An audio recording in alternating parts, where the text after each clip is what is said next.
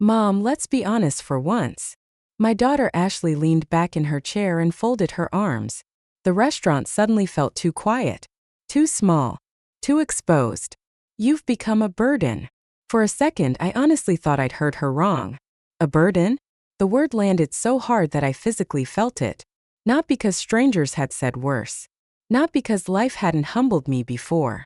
But because those words came from the little girl whose nightmares I used to sit through.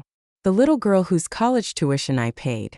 The little girl whose first apartment deposit came from my savings account. The little girl I had loved through every version of herself. Ashley took a sip of wine. Casually. As if she hadn't just cracked something open inside me. You need more help now, she continued. You're getting older. You forget things. You call too much. Honestly, it's becoming exhausting. I stared at her. Across the table sat my son-in-law Trevor. He didn't interrupt, didn't defend me, didn't look uncomfortable. Instead, he lowered his eyes and smirked into his glass. That hurt almost more. Because smirks tell the truth people are too cowardly to say aloud. And suddenly I realized this wasn't the first conversation. This was simply the first time they were willing to have it in front of me. The waiter arrived. Nobody spoke. Ashley smiled politely at him. The same smile people use when they want to look kind. Not be kind, look kind. And that distinction matters. More than most people realize. When the waiter walked away, Ashley sighed dramatically. Mom, we're trying to build our lives. Build our lives. Interesting phrase. Because I had spent 30 years helping build theirs. But apparently none of that counted anymore. I'm not asking for anything, I said quietly. Ashley laughed. Actually laughed. See? That's exactly what I'm talking about. You always do this. Do what? Act innocent. The table went silent. Trevor finally looked up. His expression carried something I'd seen growing more often over the years. Disrespect. Not open hostility. Something colder. Something worse. The kind of disrespect that develops when people stop seeing your humanity. When they begin seeing you as an inconvenience. Problem. A burden. That word again. Burden. It followed me all the way home. And what Ashley didn't know, what Trevor definitely didn't know, was that those 7 words would cost them $3 million. Not immediately. Not dramatically. Not publicly. But permanently. And they had absolutely no idea.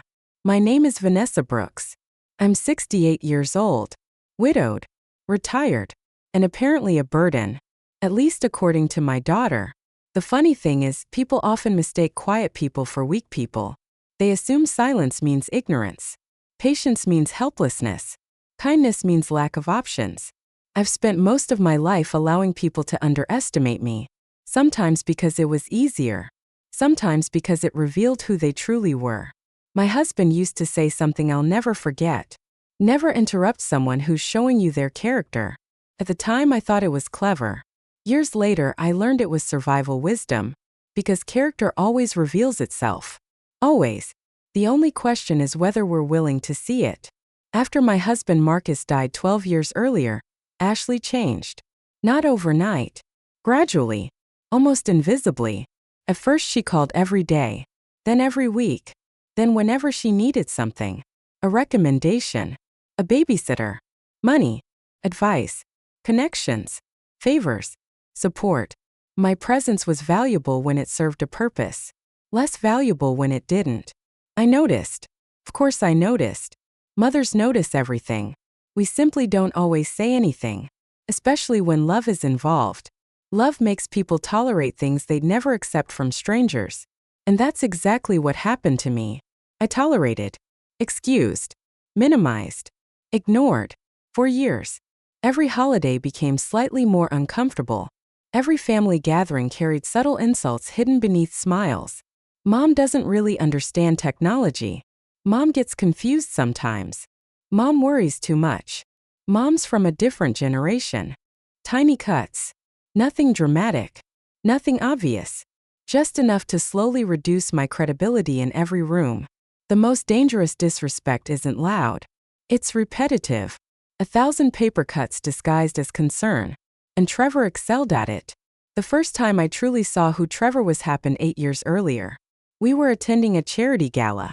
Marcus and I had supported that organization for nearly 20 years. Most people there knew us, respected us. But Trevor didn't know that. He was still Ashley's new boyfriend back then, still trying to impress everyone, still obsessed with appearances. I remember arriving in a simple black dress. Nothing flashy, nothing expensive looking. Trevor pulled Ashley aside.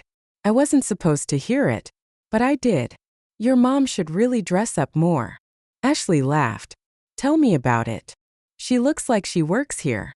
That comment stayed with me. Not because it hurt, because it revealed something. Trevor judged value by appearance. And people like that eventually expose themselves. Every time. Because reality eventually collides with assumptions. What Trevor never knew was that Marcus and I were among the organization's largest private donors. The executive director personally greeted me that night. Board members crossed the room to speak with me. Several business leaders knew me by name. The look on Trevor's face was unforgettable. For one brief moment, embarrassment flashed across his features, then disappeared. But people rarely change because they're embarrassed. Most simply become better at hiding their arrogance. And Trevor became excellent at hiding it. At least temporarily. 3 days after the restaurant incident, Ashley called. Not to apologize. Not to check on me. Not because she felt guilty. She needed something. Of course she did. Hey, Mom. Her voice sounded cheerful, almost affectionate, as though the previous conversation had never happened. I listened carefully. Interesting how quickly people become warm when they want access. I need a favor. There it was. Right on schedule. What kind of favor?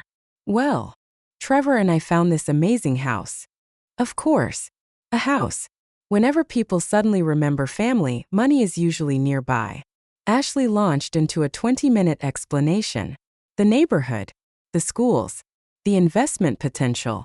The prestige. Prestige. That word appeared frequently whenever Trevor was involved. Eventually she arrived at the real reason for the call. We need help with the down payment. I smiled. Not because it was funny, because it was predictable. Predictability removes emotional power. You called me a burden 3 days ago. Silence. Long silence. Then came the defensive tone. Mom, that's not what I meant. Then what did you mean? Another pause. People struggle when forced to explain their cruelty, especially when there's no audience to perform for. You're twisting things. Interesting. I hadn't twisted anything. I had repeated her exact words.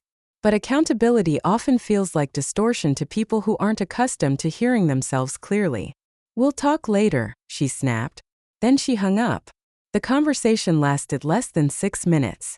Yet it told me everything. No apology. No reflection. No regret. Only frustration that access had suddenly become conditional. And that realization changed something inside me. Not dramatically. Quietly. Permanently. 2 weeks later I met with my attorney. A man named Richard whom I trusted for nearly 25 years. He reviewed estate documents while I sat across from him. Eventually he looked up. You seem unusually calm. I am.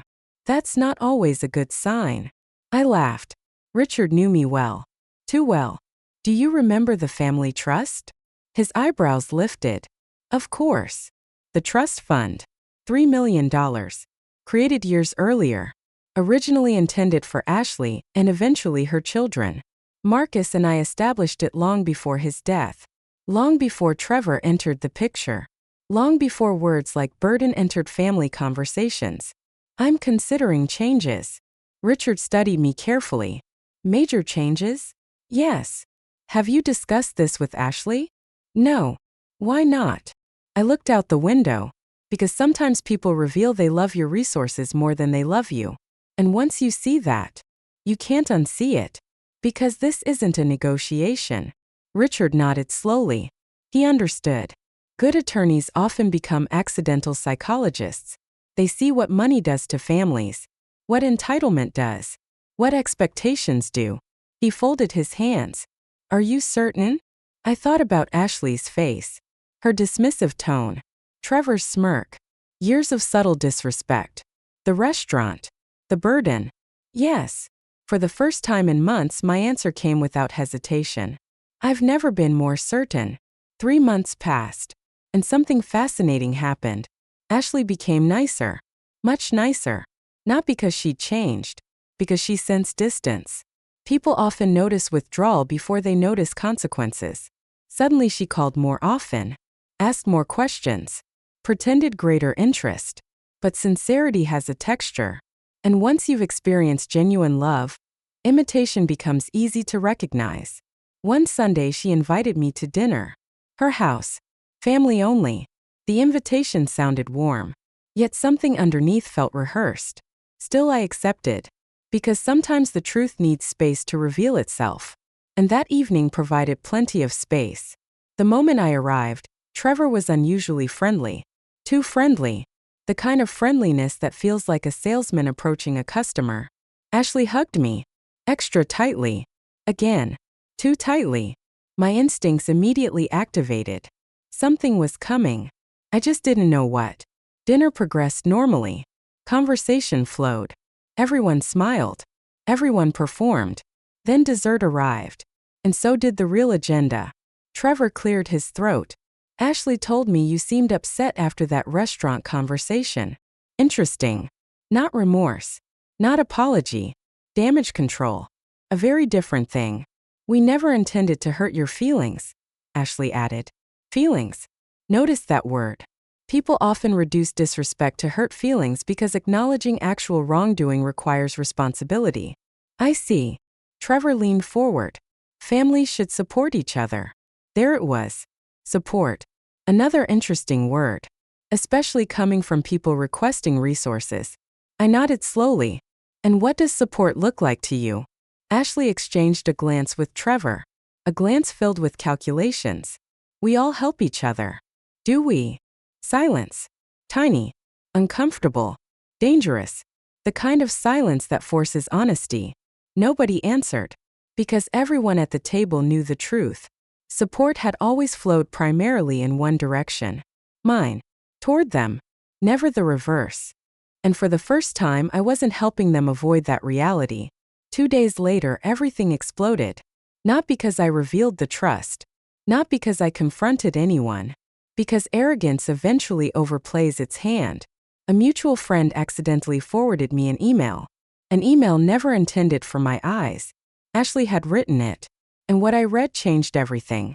Honestly, I don't know how much longer we can keep dealing with her. She's becoming exhausting. Hopefully once we get access to the trust money things will be easier. I read it twice. Then a third time. Not because I doubted it. Because certainty can be painful. Especially when betrayal arrives in writing. No misunderstandings. No misinterpretation. No missing context. Just truth. Cold. Clean. Undeniable. Access to the trust money. Not love. Not family. Access. As though I were a locked account. An obstacle. A burden. And suddenly every conversation made sense. Every fake smile. Every invitation. Every performance. The entire illusion collapsed. I sat quietly for a long time. Not crying. Not angry. Just clear. Perfectly clear. And clarity is dangerous. Because once confusion disappears, decisions become easy. The next morning I called Richard. Let's finalize everything. His voice became serious. Are you sure? Yes. No hesitation? None. Because the hardest part wasn't changing the trust. The hardest part was accepting that I needed to. And that part was finally over. 6 months later, Ashley invited me to a family celebration. Trevor's promotion. Large gathering.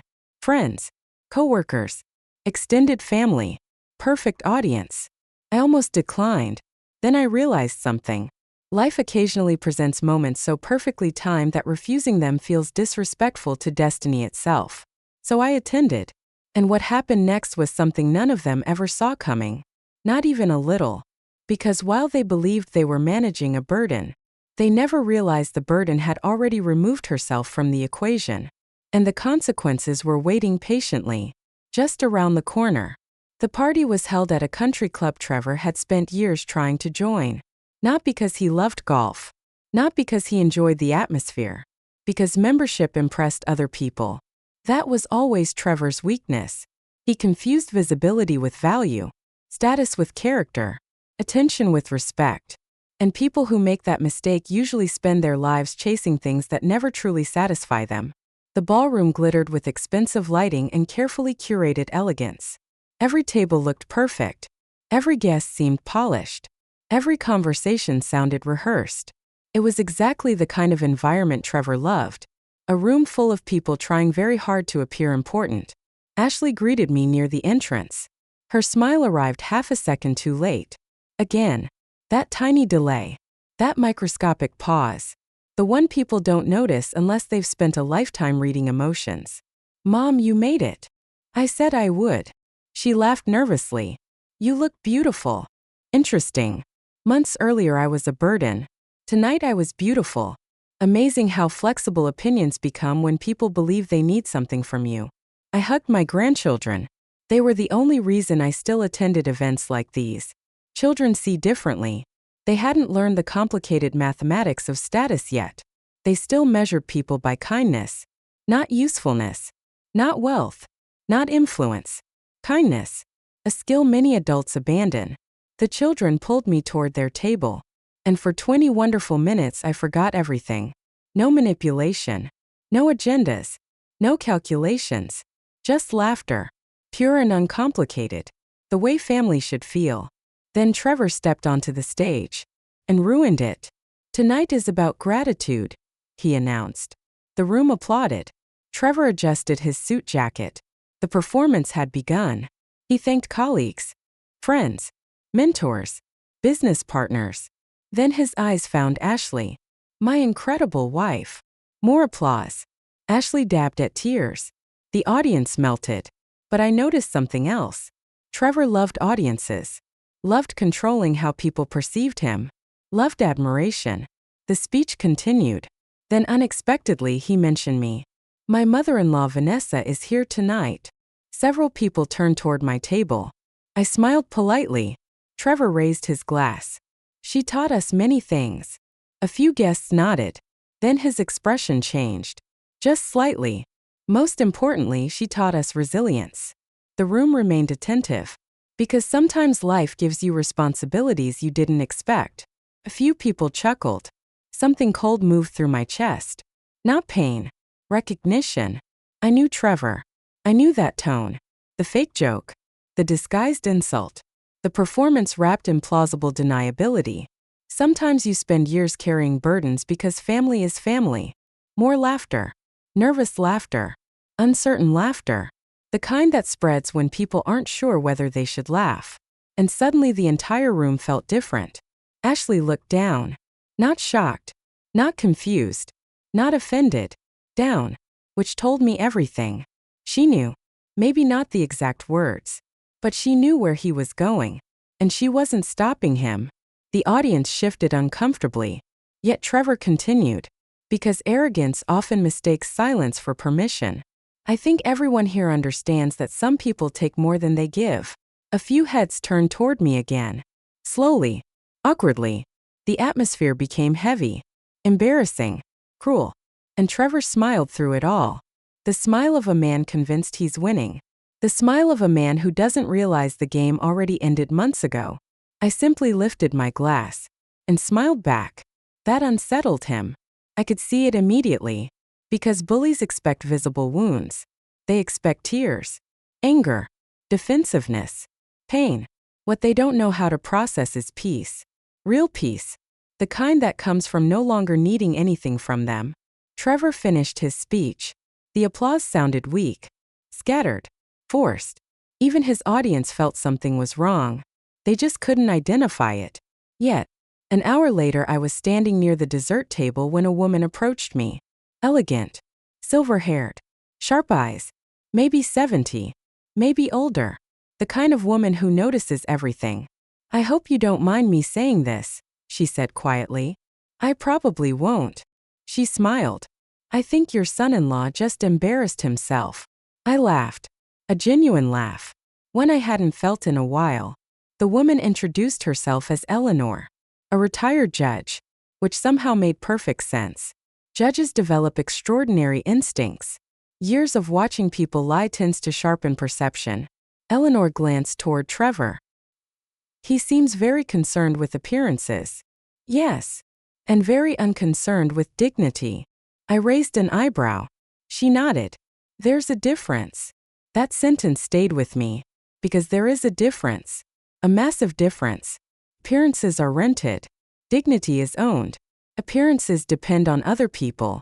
Dignity depends on character. And one survives difficult seasons much better than the other. Eleanor squeezed my hand. Whatever story is happening here. She paused. Then smiled knowingly. I suspect you know more than everyone else. I looked across the room. Trevor was laughing loudly. Ashley was monitoring reactions. Both looked pleased with themselves. Both looked secure. And both were standing on a trapdoor they couldn't see. Yes, I said softly. I probably do. 3 weeks later the call arrived. Exactly the call I expected. Ashley sounded excited. Very excited. Mom, guess what? I already knew. The mortgage application. The house. The financing. Something had moved forward.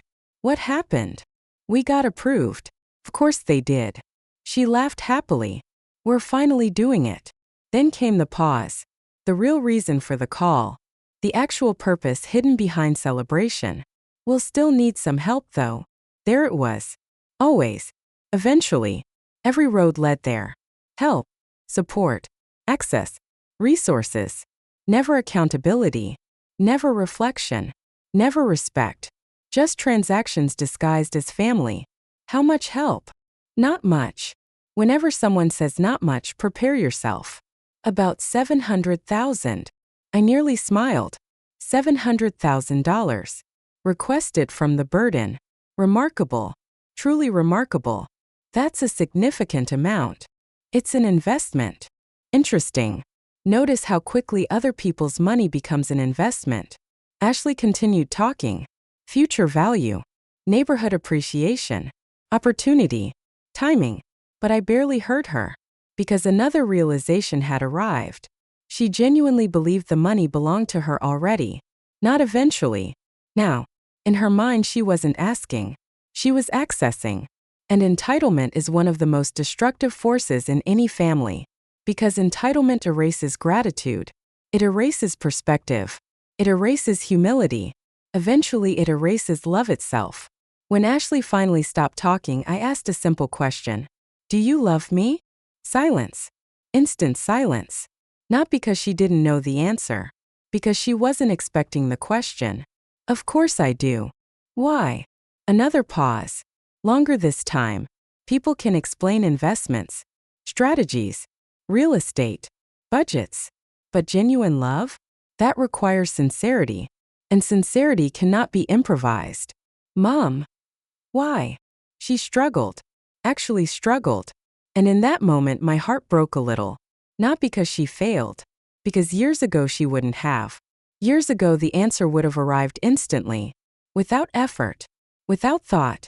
Without calculation. Love used to be natural. Now it sounded like homework. Eventually she changed the subject. And that told me everything. 2 months later Richard called. Everything is finalized. I closed my eyes. Not from sadness. From relief. A very different emotion. The revised trust had been completed. Legally secure. Irreversible. The $3 million no longer flowed toward Ashley. Or Trevor. Or anyone expecting access. Instead, the majority had been redirected toward educational scholarships for single mothers. The rest funded community programs Marcus had cared deeply about. Programs helping families rebuild after financial hardship.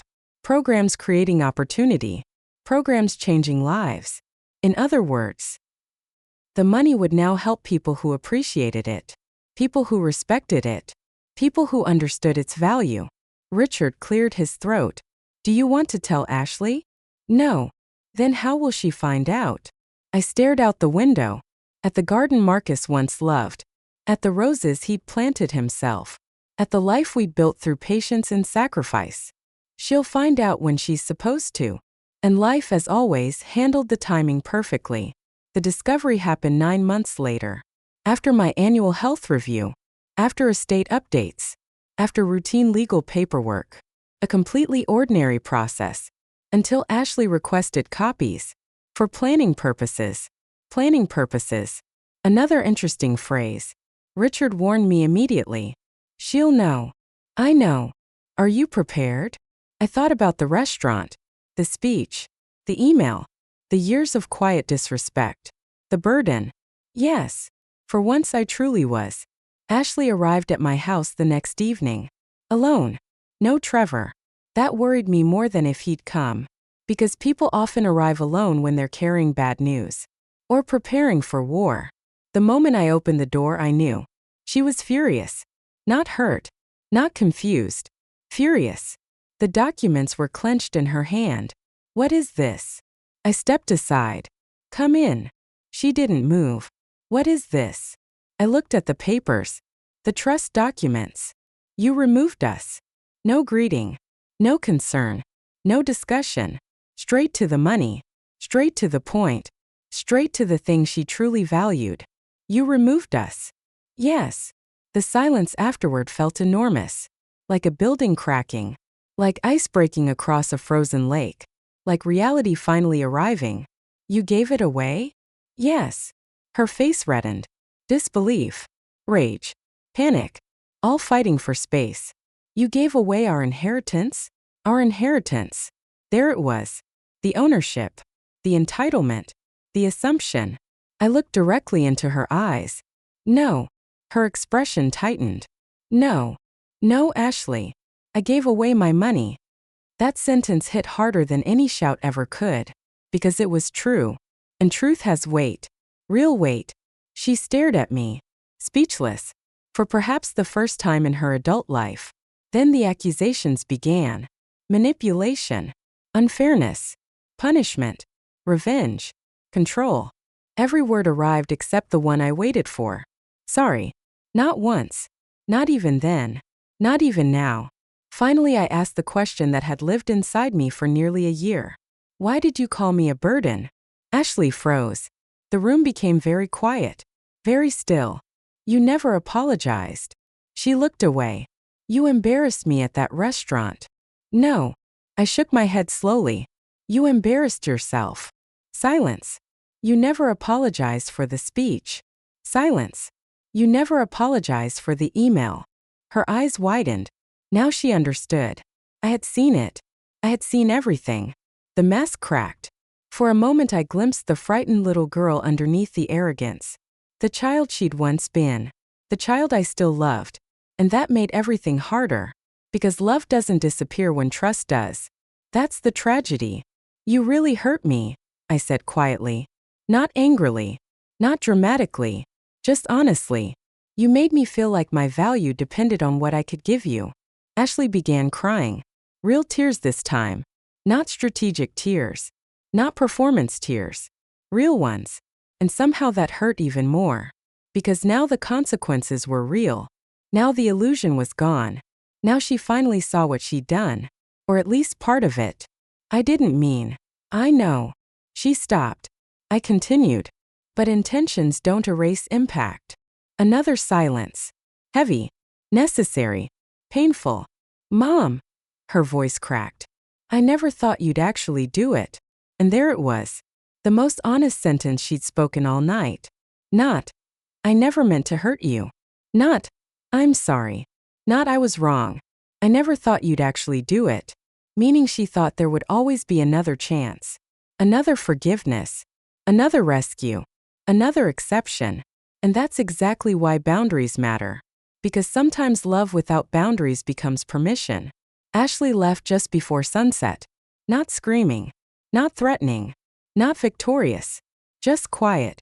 Very quiet. Like someone seeing themselves clearly for the first time. And clarity is uncomfortable. Especially when it arrives late. I watched her car disappear down the street. Then sat on my porch. Alone. Peaceful. Tired. But peaceful. Marcus used to say something else. Real wealth is the ability to sleep peacefully. Not money. Not houses. Not titles. Peace. And that evening, for the first time in years, I understood exactly what he meant. because the trust fund was gone. But so was the burden. Not the burden Ashley imagined. The burden I'd been carrying. The burden of pretending disrespect didn't hurt. The burden of tolerating behavior I knew was wrong. The burden of sacrificing dignity for the illusion of harmony. That burden was finally gone. And freedom felt lighter than $3 million ever could. Today, Ashley and I are slowly rebuilding our relationship. Slowly. Very slowly. Trust grows at the speed it was broken. No faster. But there is progress. Small conversations. Honest conversations. Difficult conversations. The kind families should have before it's too late. Trevor and I remain cordial. Nothing more. Nothing less. Some bridges survive fires. Others become lessons. I've made peace with whichever outcome this becomes. Because peace no longer depends on other people's choices. Only my own. And that's a lesson I wish I'd learned sooner. If someone treats you like a burden, pay attention. If someone values your resources more than your humanity, pay attention. If someone only remembers your worth when they need access to something, pay attention. Because respect is not something you should have to purchase. Not with money. Not with sacrifice. Not with silence. Real love doesn't keep score. Real family doesn't calculate value. And real class has nothing to do with wealth. It has everything to do with dignity. And dignity is priceless. If this story touched you, tell me what you would have done in my position. Have you ever experienced betrayal from someone you loved? And where are you watching from today? I'd love to hear your thoughts in the comments. If you enjoyed this story, don't forget to subscribe and stay with us for more powerful stories about dignity, respect, quiet strength, and the life-changing power of knowing your worth. Until next time, take care of yourself. And never let anyone convince you that your value depends on what you can give them.